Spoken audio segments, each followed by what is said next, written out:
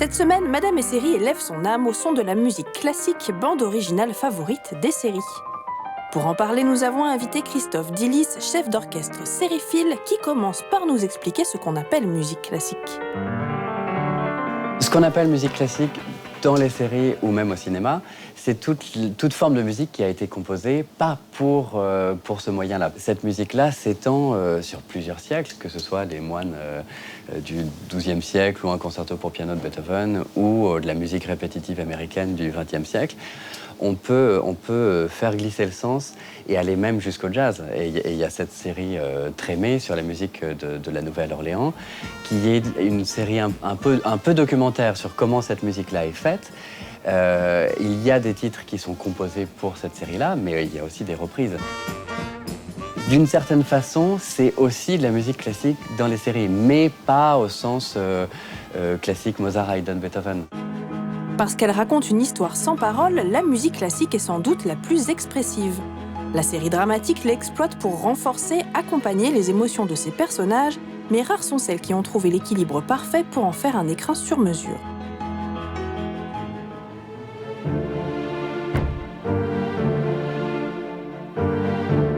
Mettre de la musique classique aujourd'hui, c'est toujours un choix. Dans The Good Wife, c'est une musique qui est toujours composée pour la série. Et s'il y a des extraits musicaux de musique classique, c'est très rare et ça passe quasiment inaperçu dans un matériau qui est composé à l'image de cette musique-là.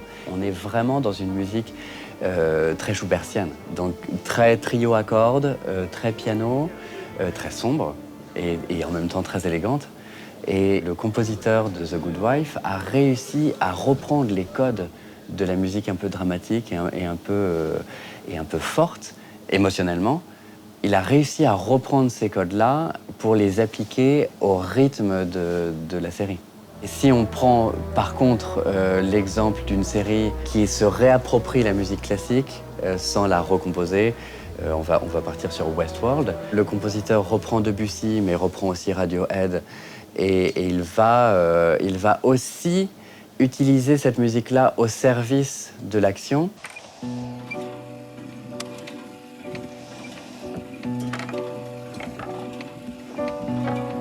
Le piano mécanique est utilisé comme une sorte de moulinette, où on prend des musiques très vivantes, que ce soit Debussy ou Radiohead, et on le met dans ce piano mécanique, et tout à coup, on entend une nouvelle musique. On entend une musique qui est mise à plat et qui correspond parfaitement à l'émotion ressentie par les robots, ou pas ressentie justement.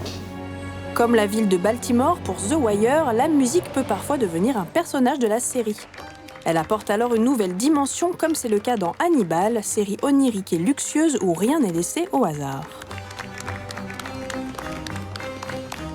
C'est très très particulier dans Hannibal parce que toutes les musiques sont choisies avec un soin extrêmement précieux et elles viennent préparer l'horreur. Before we begin, you must all be warned. Nothing here is vegetarian. La table pour cette série-là est extrêmement importante. Ils sont toujours en train de dîner et en train de manger des parties humaines. La musique intervient à un niveau presque psychologique parce qu'on va commencer à associer ce raffinement d'Hannibal Lecter et ce raffinement qui est lié à l'horreur.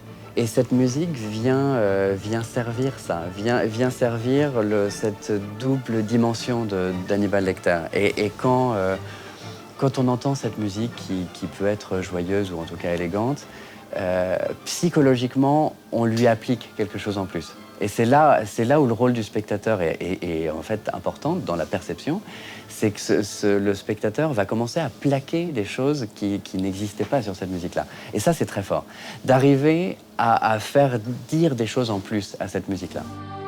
Contrairement à ce que l'on pourrait croire, l'aspect élégant ou intellectuel de la série dramatique ne lui confère pas l'utilisation la plus optimale de la musique classique. Pour Christophe Dillis, c'est un autre genre bien différent qui en fait une colonne vertébrale parfaite. Je pense que le genre qui respecte le plus la musique classique, finalement, c'est la comédie. Parce que la comédie, en termes de timing, est beaucoup plus exigeante que le drame. The big windows, the classical music, it's like we're in a movie. Turn it up, handsome. You got it. Si on pense à Modern Family, il y a un épisode où la mère de famille ne veut pas partir en vacances avec sa famille et lui, il a acheté une sorte de camping-car et elle essaye de faire en sorte que ça se passe mal. Et l'action est accompagnée par ce qui passe à la radio. Et ce qui passe à la radio, c'est que la musique classique. Ça commence avec Le Clair de Lune de Debussy en version orchestrale. Et là, dans le camping-car, tout se passe bien, les enfants s'entendent très très bien. Et puis ensuite, on passe à Peer Gynt, où encore ça accompagne une sorte de félicité familiale. Et progressivement, ça se passe mal. Et là, on met dans le hall du Roi de la Montagne de Grieg, pam pam pam pam pam pam pam pam pam pam, où là, ça y est, il y a une tension qui se crée.